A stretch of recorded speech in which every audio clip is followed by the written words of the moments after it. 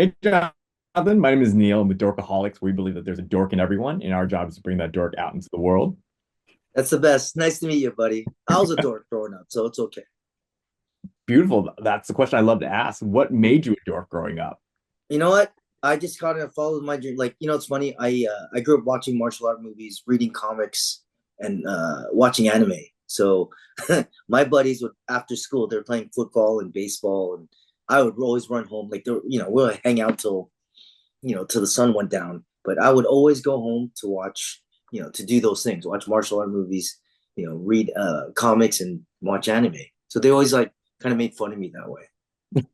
I mean, but now you're living the dream. You've worked on Black Mhm. Panther, John Wick. You are blending both dorky interests as well as martial arts and filmmaking. Yeah, I mean, again, that's what I'm saying.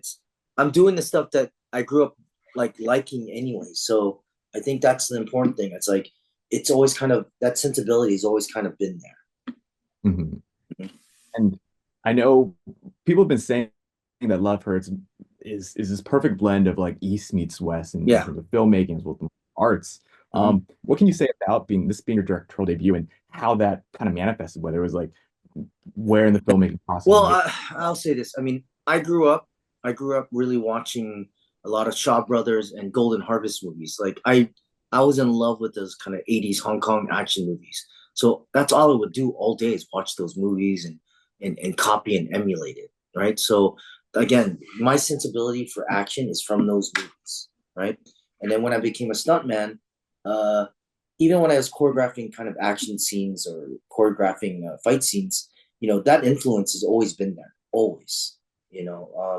Now when I becoming a director, again, I grew up in the West, so the sensibility for stories or telling stories is a little different from Eastern cinema, right? It's just culturally or whatever is different. So I've always wanted to combine action, Eastern action cinema with Western storytelling. Mhm. Right? I mean, that definitely shows throughout this film. Yeah, So the film is called Love Hurts. So I yeah. gotta ask, what did you love the most about making this film, and what hurt you the most, whether in your head, in your heart, your body?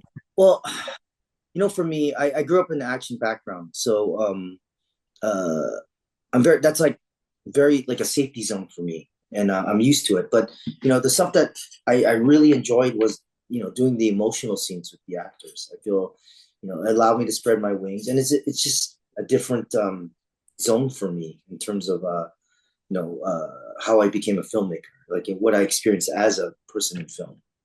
Talk about that process of going from someone very focused on like the action Mm-hmm. sequences of the film to now having to incorporate like the character arcs, the emotional journeys these characters undergo. How did you start to approach that from Like the from action background. I was like telling people like for me, one as a second unit director, action director, you're operating under a group of rules of the universe that are given to you. So you're operating under an umbrella or a box that it's given to you. But when you become the main unit director, you you have to create all of that stuff and make decisions that kind of go like keep the ball rolling per se. And I would say as an action director, it's different too. It's more about result directing, which is like, because I know there's like certain things and there's some things are dangerous. So I'm like, go here, do this, look at this, and, right? Because it's very entwined to the action sequences, which is not, it's where it's not involved with most with the emotional process, right? So when main unit director, that's a whole different process. You have to let your cast do their process and really get to the like you said, the emotional journey of the character. And me as a director, I can guide it to a certain way that it oversees the whole story. But what they emote and how they feel is really inside of them. Do you know what I mean? So I just have to know the processes to make the performance feel authentic and genuine. I'm curious, which films that you've worked on in the past kind of help prepare you or you've inspired some of the sequences within this film? I mean, I grew up watching a lot of Shaw Brothers and Golden Harvest movies. So this is my love letter to those movies. I grew up watching like say Police Story, Dragons Forever, Wheels on Meals, Project A, Winter Sinners. The list can go on and on and on. But I was heavily influenced by Jackie's young Samo and Yun Biao, like those three. When there were always those three together, it was magic. You're working with Ke Huy Quan, who is still enjoying his I would call like a renaissance moment. He came back with everything ever all at once, showed that he still has the chops for Hollywood, like doing flips, kicks, Uh, punches. What was it like working with him and like crafting kind of what you imagined his action sequences yeah. to be and him Well, executing? I mean, I already knew his background. He's worked for with Corey Yoon's action team, and so that guy's a legend in itself. So I already knew his background, and it's just exciting to have someone that can kind of understand this type of action because you grow up in it. The rhythm and the timing of the fights are different, and you have to kind of be used to that. And I got very lucky because I knew he could do it, so it allowed me to do these things.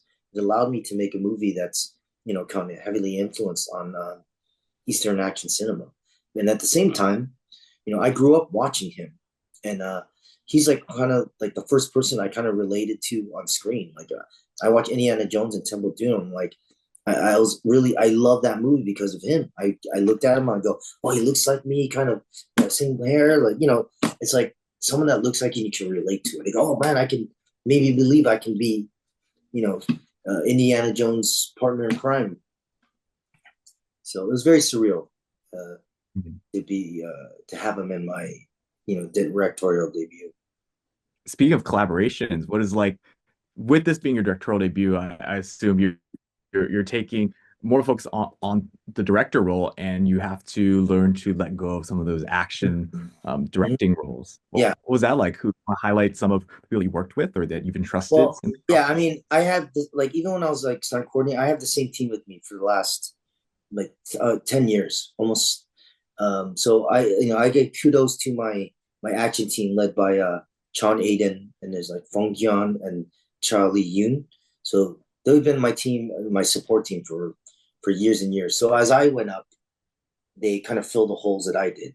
So the action stuff for this one, I give them the kudos. They know me the best. They know how I shoot. So I just kind of let them have fun because we grew up liking the same stuff. We eat together, we train together, we watch movies together. So there was no other team that I would have trusted than other than those guys.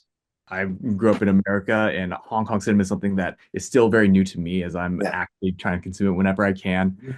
Daniel Wu is in this film, Mm-hmm. Ke Huy Quan's brother, Mm-hmm. and Daniel Wu is well known Yeah. over in the East. First off, what was it like working with him and kind of having his experience brought into Well, this? again, I'm so lucky because I had such a experienced but very supportive group of actors. I mean, these guys are superstars, and I'm a first time director, so I'm very very lucky to have them. And I wanted someone too. When I met him, I need someone that can match Key physically in the fights, right, in the action, and make it very believable. And that would be the marquee fight of the movie. And at the same time, I love the fact that like Daniel's like he's like handsome, he looks very elegant, but then he has a sinister side to him. And same thing where you have Key's opposite. You have someone that's like unassuming, mild mannered, but he has a killer side to him too. So I just love the